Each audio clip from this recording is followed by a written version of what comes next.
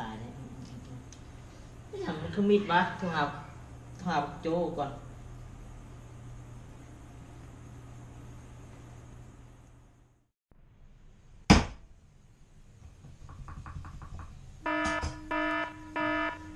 ไปเจอหนาวะ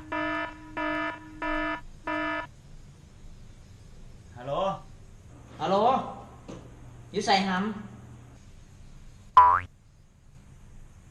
หำก็อยู่กล้องคุยนี่ละ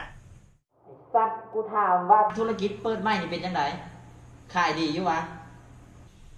กูบ่ได้ขายดีกูขายอาหารตามสั่งบ่แม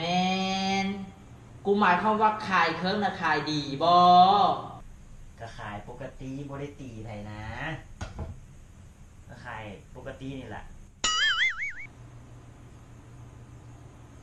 โอ้